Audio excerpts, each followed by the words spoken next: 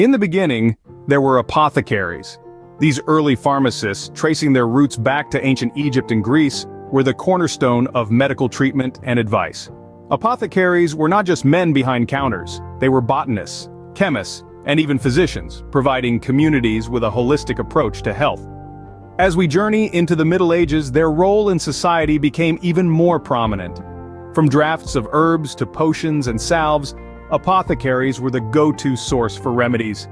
They held the knowledge of ancient medicinal practices, an understanding of the human body, and the skill to create treatments from nature's bounty. In the bustling streets of medieval Europe, amidst the clamor of market stalls and the ringing of church bells, you would find the apothecary's shop, a beacon of hope for the sick and suffering. They were the lifeline of their communities, dispensing wisdom and wellness in equal measure. Thus, the apothecary, the precursor to the modern pharmacy, was born. Apothecaries, once established, began to flourish. It was during the Middle Ages that these early pharmacists truly began to shine. They emerged as the backbone of society's healthcare system, bridging the gap between the sick and the healing power of nature. The rise of apothecaries during this era wasn't just a fluke, it was a necessity. With the absence of modern medicine, people sought out these learned individuals who had a deep understanding of natural remedies. Apothecaries were revered, their knowledge passed down from generation to generation, their shops a beacon of hope in times of disease and discomfort. These early pharmacists offered a variety of treatments, all sourced from the flora around them. They were botanists, herbalists, and chemists all rolled into one. They meticulously gathered herbs, roots, and other ingredients, each plant hand-picked for its unique healing properties.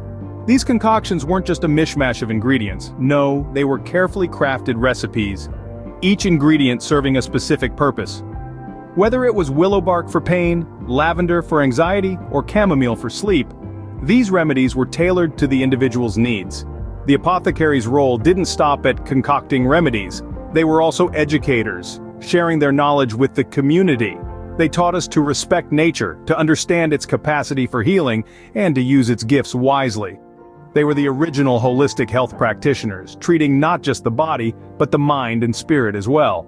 But it wasn't just about the remedies, it was about trust. The community trusted these apothecaries to deliver effective, safe treatments.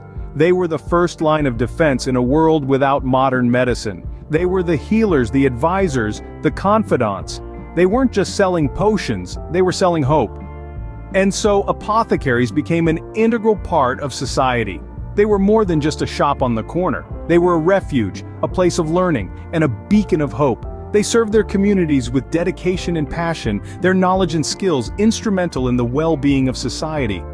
Apothecaries were the cornerstone of healthcare, trusted and relied upon by all. It's a legacy that resonates even today, reminding us of the power of nature and the importance of holistic health. However, like all good things, the era of apothecaries had to end. The decline of apothecaries was spurred by a confluence of factors which we'll delve into now. One of the main contributors to the end of the apothecary era was the dawn of modern medicine. The late 19th century witnessed a scientific revolution in the medical field. This period, often referred to as the golden age of medicine, was marked by an explosion of new medical theories, technologies, and practices.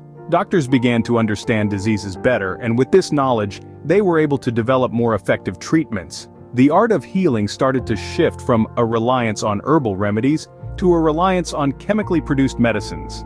To add to this, the Industrial Revolution played a significant role in the decline of apothecaries. The rise of mass production meant that medicines could be produced and distributed on a grand scale. The local apothecary, who meticulously crafted remedies by hand, simply couldn't compete with the speed and efficiency of the industrialized pharmaceutical industry. Lastly, the increased regulation of healthcare also contributed to the decline of apothecaries. As the medical profession became more standardized, there was a push for more uniformity in the preparation and distribution of medicines. This led to stricter regulations on the practice of apothecary, making it harder for these traditional practitioners to continue their trade. The decline of the apothecary was a gradual process, taking place over many decades. It wasn't a sudden collapse, but rather a slow fading away as the world of medicine moved towards modernity. The quaint image of the local apothecary mixing herbs and potions in a small shop was gradually replaced by the more clinical, sterile environment of the modern pharmacy. The decline of apothecaries marked the end of an era, but the beginning of another. As we wave goodbye to the world of the apothecary, we welcome the rise of the pharmaceutical industry, an era that we're still in today. With the fall of apothecaries, pharmaceutical companies rose to prominence. Like a phoenix from the ashes, these companies seized the opportunity to shape the face of healthcare. And shape it they did. But how exactly did their rise come about, and what does it mean for us today? Initially, pharmaceutical companies were merely an extension of the apothecary tradition. They were born out of a desire to provide more efficient, standardized, and widespread access to medication. This was a departure from the apothecary's way of providing individual, personalized care to their communities. Pharmaceutical companies introduced mass-produced medicines, which streamlined the process of medication production and distribution. This meant that medicines could be produced in large quantities, reducing costs and ensuring a more consistent quality. This shift was a game changer. It made medication more accessible to the masses and led to significant advances in healthcare. However, this shift also had its drawbacks. The personal touch, the intimate understanding of an individual's health that was the hallmark of the apothecary, was lost in the transition.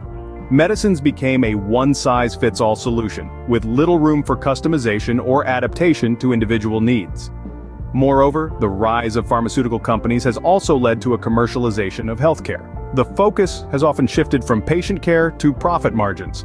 Prices of life-saving drugs have skyrocketed, making them inaccessible to many who need them. In spite of these drawbacks, it's important to recognize the role pharmaceutical companies play in our healthcare system.